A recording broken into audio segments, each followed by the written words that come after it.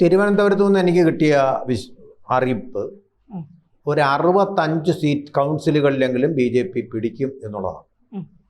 65. മൊത്തം എത്ര അവിടെ അംഗങ്ങളുടെ എണ്ണം ഓർമ്മയുണ്ടോ? അറിയാം, ഞാൻ ഓർക്കുന്നില്ല. പക്ഷേ അത് നല്ലൊരു ഭൂരിപക്ഷമായിരിക്കുന്ന കാര്യത്തിൽ എനിക്ക് ഉറപ്പില്ലാതെ ഇല്ല.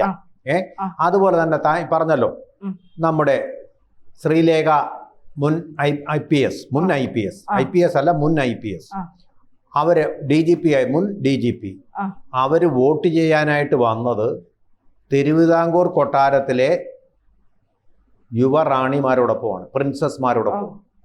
അപ്പൊ അതൊരു കോൺഫിഡൻസാണ് കാണിക്കുന്നത്. പ്രിൻസസ്മാർക്കും കോൺഫിഡൻസ് ഉണ്ട്, ശ്രീലേഖയ്ക്കും കോൺഫിഡൻസ് ഉണ്ട് വിജയിക്കുമെന്നുള്ളത്. അങ്ങനെ ആണ് തീരുമാനം. അവര് കോൺഗ്രസ്സുകാര് മുകളില് വലിയ വലിയ നേതാക്കന്മാരെ വെച്ചിട്ടുണ്ട്, ശബരിനാഥിനെ പോലെ.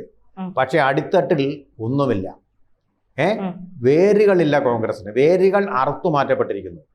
അങ്ങനെ ഒരു സ്ഥിതിയിലാണ് ഇപ്പൊ കോൺഗ്രസ് ഇവിടെ കാണിച്ചിരിക്കുന്നത്. തീർച്ചയായിട്ടും തിരുവനന്തപുരം കോർപ്പറേഷൻ 100ൽ 65 എന്ന് പറഞ്ഞാൽ 2/3 ഭൂരിപക്ഷമാണ്. ഈ 65 എന്ന് പറയുന്നത് ചിലപ്പോൾ അത്യുക്തിയായിരിക്കും. ഒരു 60എങ്കിലും എനിക്ക് തോന്നുന്നു, ഒരു 50-നും 60-നും ഇടയിൽ അവർ പിടിക്കും. ഇനി വേറൊരു കാര്യം കേൾക്കണോ? G. സുധാകരൻ രഹസ്യമായിട്ട് പറഞ്ഞാൽ, ഇനിയിപ്പോൾ എന്ത് നടപടിയെടുക്കാൻ ബ്രാഞ്ച് കമ്മിറ്റിയിലിരിക്കുക, രഹസ്യമായിട്ട് പറഞ്ഞൊരു കാര്യം കൂടെ ഞാൻ പങ്കിടാം. ഇത് എക്സ്ക്ലൂസീവ് തന്നെയാണ്.